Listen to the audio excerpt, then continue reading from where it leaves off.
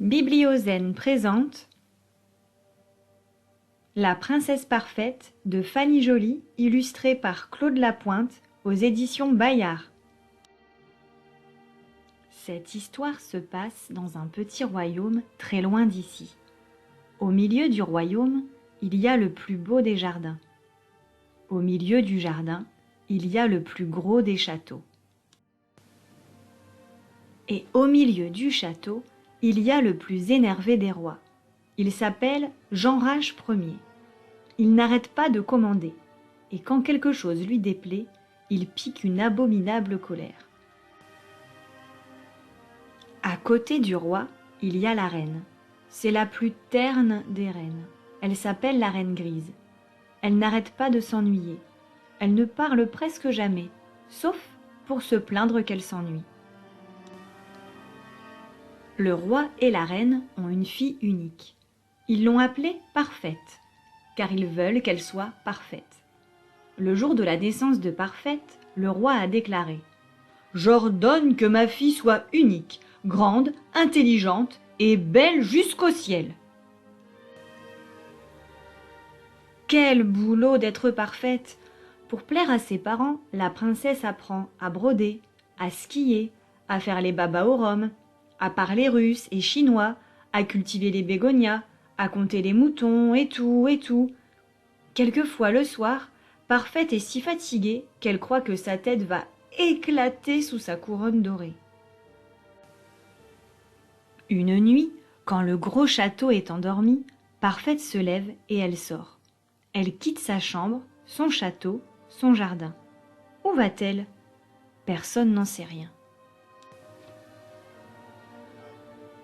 Le lendemain, au petit déjeuner, pendant que Jeanrage déguste son œuf à la coque, le professeur de chant arrive en tremblant. Il bafouille, vert de peur. « Majesté, votre fille n'est pas là pour ses vocalises de 10 heures. » Au même instant, la porte s'ouvre et Parfaite traverse la salle à manger. Sa robe est froissée, ses cheveux sont décoiffés et elle passe sous le nez du roi comme si elle ne le connaissait pas. Le roi et la reine sont stupéfaits. Ils montent à la chambre de leur fille, mais la porte est fermée à clé. Le roi crie de sa grosse voix « Parfaite, voyons, ouvre-moi !» Mais la princesse ne répond pas. Le professeur de chant susurre à travers la serrure. « Chantez avec moi, princesse, maman, les petits bateaux qui vont sur l'eau. » Mais Parfaite ne chante pas. Jeanrage commence à enrager. Il hurle. « Fiche-moi le camp, voix de casserole !» Aussitôt, le professeur de chant dévale l'escalier en courant. La reine s'approche de la porte. Elle dit tout doucement « Parfaite, c'est votre maman grise.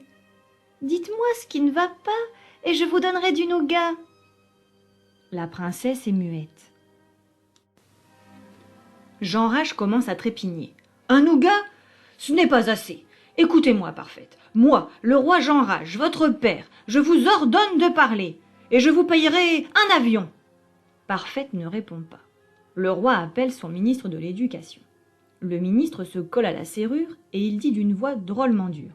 « Mademoiselle Parfaite, attention, si vous continuez à vous taire, vous n'aurez pas d'hélicoptère. Pardon, je veux dire pas d'avion. Et vous aurez des coups de bâton. »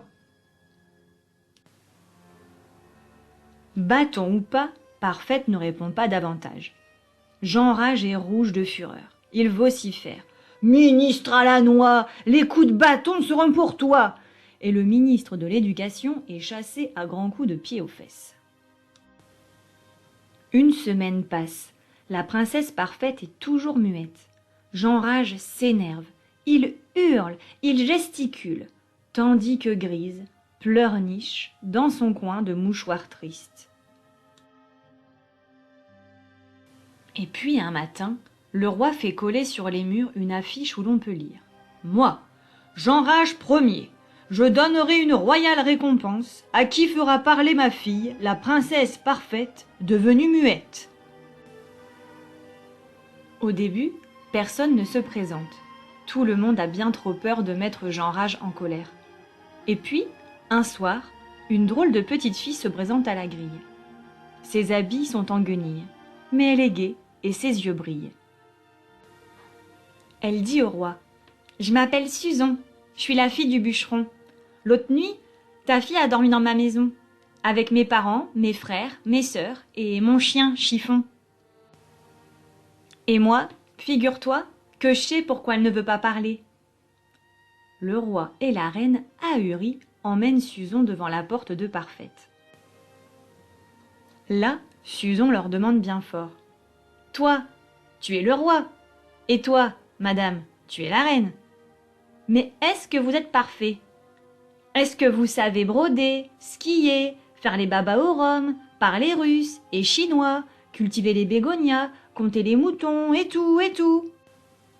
Tout gêné, Jean Rage répond: « Bien sûr que non, personne n'est parfait. » Et Grise ajoute: « Ben non, bien sûr, personne n'est parfait. » Alors Susan s'écrie: « Alors, puisque personne n'est parfait, pourquoi votre fille parfaite serait-elle parfaite ?»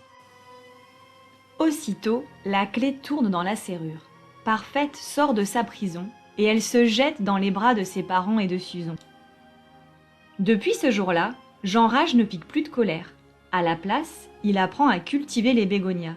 Et la reine Grise n'arrête pas de rigoler depuis qu'elle passe ses journées à faire des babas au rhum ratés.